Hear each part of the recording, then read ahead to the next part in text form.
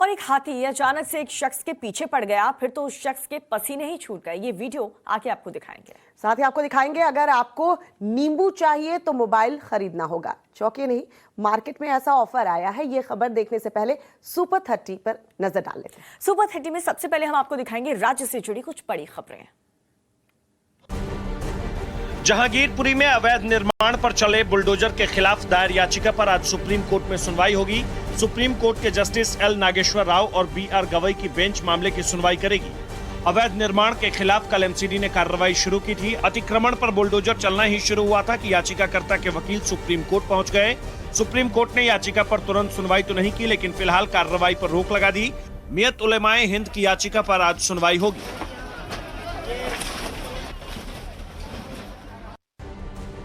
MCD की कार्रवाई शुरू होते ही अफरा तफरी मच गई। लोग डरे सहमे नजर आए। स्थानीय लोगों ने अतिक्रमण हटाने का काम खुद ही शुरू कर दिया है। स्थानीय प्रशासन और मंदिर प्रशासन के लोगों ने सड़क किनारे मंदिर की जाली हटाने के लिए मजदूरों को लगा दिया है। एमसीडी ने अतिक्रमण हटाने की कार्रवाई उस जगह पर की जहां हनुमान जयंती के दिन हिंसा की घटना हुई थी। बुलडोजर की कार्रवाई के बाद राजनीतिक दल सवाल उठा रहे हैं कि एमसीडी ने सिर्फ मस्जिद के सामने वाली दुकानों को क्यों तोड़ा है। जहांगीरपुरी में चले बुलडोजर को लेकर सियासत गर्मा गई है। एमआईएम चीफ असदुद्दीन ओवैसी कल शाम जहांगीरपुरी पहुंचे। दिल्ली पुलिस ने ओवैसी को वापस लौटा दिया। कांग्रेस के पूर्व अध्यक्ष राहुल गांधी ने भी कार्रवाई की निंदा करते हुए कहा है कि बीजेपी का बुलडोजर भारत के संविधान पर चलाया गया है। बीजेपी ने पलटवार करते हुए कहा कि राहुल गांधी हताश हैं, इसलिए ऐसे बयान दे रहे हैं। आम आदमी पार्टी ने बीजेपी पर हमला बोलते हुए कहा है, बीजेपी जानबूझकर ऐसा कर रही है क्योंकि पार्टी को इससे फायदा होता है। दिल्ली के जहांगीरपुरी में बुलडोजर कार्रवाई के खिलाफ जेएनयू में भी विरोध प्रदर्शन हुआ। कई छात्र संगठन पुतला जलाकर विरोध करने लगे। प्रदर्शन में शामिल छात्र छात्राएं हाथ में पोस्टर बैनर लिए हुए थे, जिस पर कार्रवाई के विरोध में नारे लिखे गए थे। अवैध निर्माण के खिलाफ जहांगीरपुरी में कल कई घंटों तक कार्रवाई हुई है। सुप्रीम कोर्ट के आदेश के बाद कार्रवाई को रोक दिया गया था। अतिक्रमण का काम हटाने का काम जारी रहता है या नहीं, ये कोर्ट के आदेश पर निर्भर करेगा। दिल्ली ही नहीं, उत्तर प्रदेश और मध्य प्रदेश के बाद अब बुलडोजर बिहार भी पहुंच गया है। यहाँ भी बुलडोजर एक्शन का बोलबाला है। बिहार के जहानाबाद में बुलडोजर के जरिए अवैध मकानों को ध्वस्त कर दिया गया है।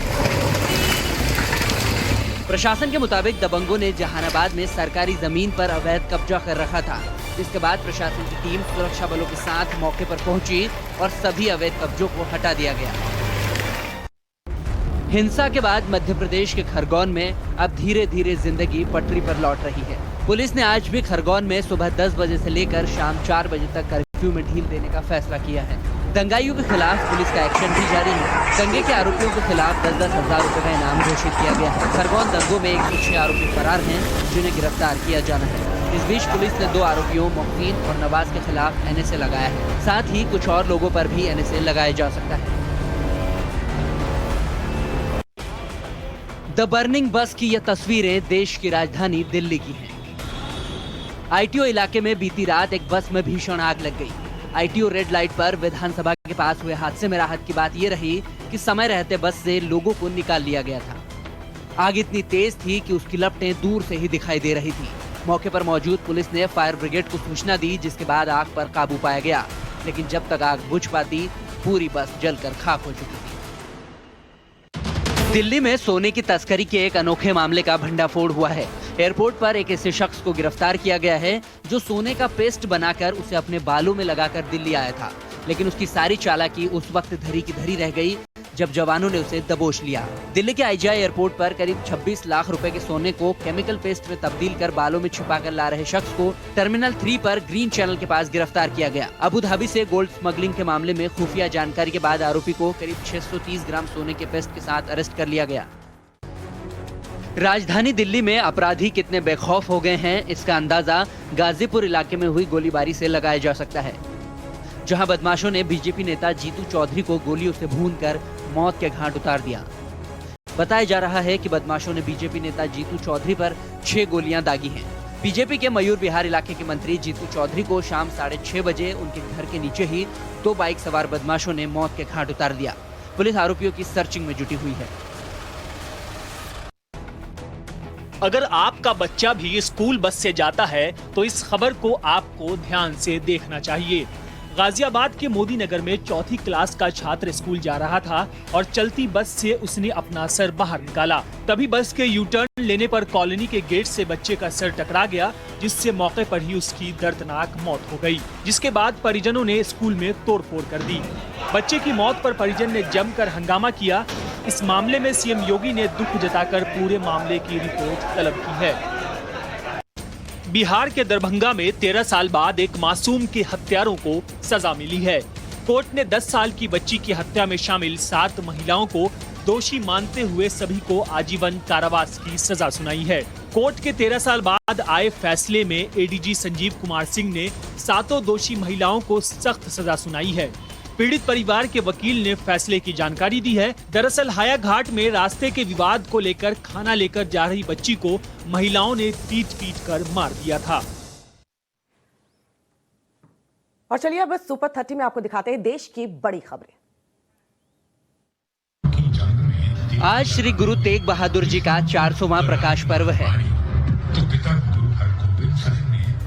ऐसे में दिल्ली के लाल किले में आयोजित होने वाले समारोह को पीएम मोदी संबोधित करेंगे। रात 9:15 बजे समारोह में पीएम मोदी भाग लेंगे और एक स्मारक सिक्का और डाक टिकट भी जारी करेंगे। वहीं आज पीएम मोदी सिविल सेवा दिवस पर लोक प्रशासन में बेहतर काम करने वालों को पुरस्कार भी देंगे। सुबह 11 बजे विज्ञान भवन में ये कार्यक्रम होगा, जिसमें पीएम मोदी सिविल सेवकों को भी संबोधित करने वाले हैं। और चलिए अब आपको दिखाते हैं राजनीति जगत से जुड़ी कुछ बड़ी खबरें। लोकसभा चुनाव 2024 के लिए कांग्रेस अब चुनावी रणनीतिकार प्रशांत किशोर के सहारे है। बताया जा रहा है कि कांग्रेस अध्यक्ष सोनिया गांधी ने साफ कर दिया है कि प्रशांत किशोर पार्टी में शामिल होंगे और 2024 चुनाव के लिए रणनीति बनाने का काम करेंगे।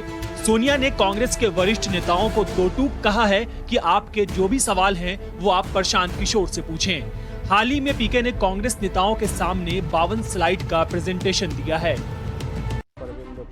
मॉरिशस के प्रधानमंत्री प्रविंद जगन्नाथ अपने 3 दिनों के दौरे पर वाराणसी पहुंच गए हैं। एयरपोर्ट पर मंत्रियों और अफसरों ने उनका स्वागत किया। काशी में उनके स्वागत के लिए जगह जगह पोस्टर लगे हैं। वहीं सड़कों पर लोगों ने प्रधानमंत्री प्रविंद जगन्नाथ का गर्मजोशी से स्वागत किया। पत्नी कविता जगन्नाथ समेत 17 सदस्यीय दल के साथ मॉरिशस के पीएम निजी कार्यक्रम के साथ साथ सामाजिक, आर्थिक और पर्यटन के मुद्दों पर सीएम योगी के साथ काशी में बैठक करेंगे। वहीं जगन्नाथ अपने पिता का अस्थि विसर्जन भी करेंगे। आज से ब्रिटेन के प्रधानमंत्री बोरिस जॉनसन अपने 2 दिवसीय भारत यात्रा पर आ रहे हैं। जॉनसन के अहमदाबाद पहुंचते ही उनके भव्य स्वागत की तैयारियां की गई हैं। गुजरात से आने के बाद दिल्ली में शुक्रवार को पीएम मोदी से जॉनसन मुलाकात करेंगे। जानकारी के मुताबिक जॉनसन अहमदाबाद में गांधी आश्रम का दौरा करेंगे और बाद में गुजरात जैव प्रौद्योगिकी विश्वविद्यालय और गांधीनगर में अक्षरधाम मंदिर भी जाएंगे। साथ ही वडोदरा में जेसीबी कंपनी के प्लांट का दौरा करेंगे। और चलिए अब सुपर 30 में वक्त हो चला है अंतर्राष्ट्रीय खबरों को देखने का। हर बढ़ते दिन के साथ रूसी हमलों से यूक्रेन तबाह होता जा रहा है। रूस ने यूक्रेन पर हमले का एक और वीडियो जारी किया है। रूसी रक्षा मंत्रालय की ओर से जारी इस वीडियो में लड़ाकू विमान सुखोई 34 और आर्टिलरी गन से हमला करते हुए दिखाया गया है। रूस ने दावा किया है कि सुखोई से दागी गई क्रूज मिसाइलों से उसने यूक्रेन के ठिकानों को तबाह कर दिया है। इसके अलावा रूस ने लुहांस्क शहर पर भी मिसाइलों से हमले का दावा किया है।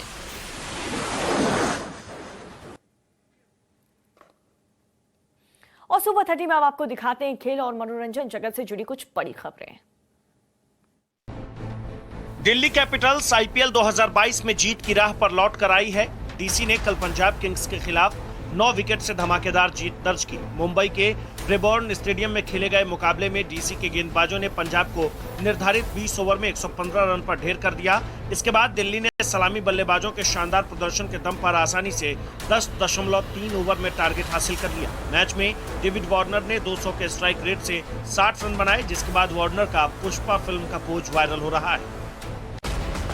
आज आईपीएल में मुंबई इंडियंस का सामना चेन्नई सुपर किंग्स से होगा। रोहित शर्मा की अगुवाई वाली मुंबई इंडियंस अपनी पहली जीत के इरादे से मैदान में उतरेगी। दूसरी तरफ रविंद्र जडेजा की कप्तानी वाली चेन्नई 6 मैचों में से केवल 1 मैच जीती है। ऐसे में दोनों टीमों में मुकाबला बेहद रोमांचक होने की उम्मीद है। डीसी का एक प्लेयर कोविड पॉजिटिव मिला है। आईपीएल मैनेजमेंट ने दिल्ली और राजस्थान के मैच भी मुंबई शिफ्ट करने का फैसला लिया है।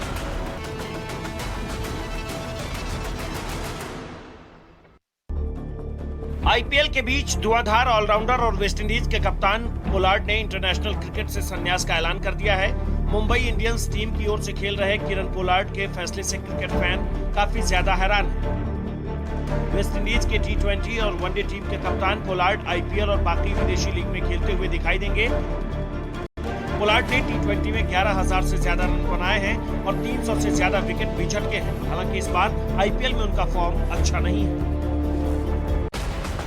सोशल मीडिया पर ट्रोल होने और फैंस की ओर से आलोचना झेल रहे अक्षय कुमार ने अब पान मसाला के ऐड को लेकर यू टर्न ले लिया है। बॉलीवुड अभिनेता अक्षय कुमार ने घोषणा की है कि वो अब तंबाकू ब्रांड के लिए विज्ञापन नहीं करेंगे। उन्होंने एक ट्वीट के जरिए लोगों से माफी भी मांगी है। दरअसल अक्षय ने अजय देवगन और शाहरुख खान के साथ पान मसाला के विज्ञापन में नजर आए थे, जिसके बाद गोवा के बीजेपी नेता ने पीएम मोदी को टैग करते हुए पूछा था कि ऐसे स्टार पद्मश्री के लायक हैं क्या। साउथ की सुपरहिट फिल्म KGF 2 इन दिनों बॉक्स ऑफिस पर धमाल मचा रही है। KGF 2 ने रिलीज के 6 दिन में ही बाहुबली का लाइफ टाइम रिकॉर्ड तोड़ दिया है। 100 करोड़ रुपए के बजट से बनी KGF 2 ने 6 दिन में अब तक 676 करोड़ 80 लाख रुपए का gross world wide box office collection कर लिया है और अब तक की 8वीं सबसे ज्यादा कमाई करने वाली इंडियन फिल्म भी बन गई है। फिल्म की कामयाबी के बीच यश ने कहा कि पहले लोग मेरे पेरेंट्स के साथ गलत व्यवहार करते थे।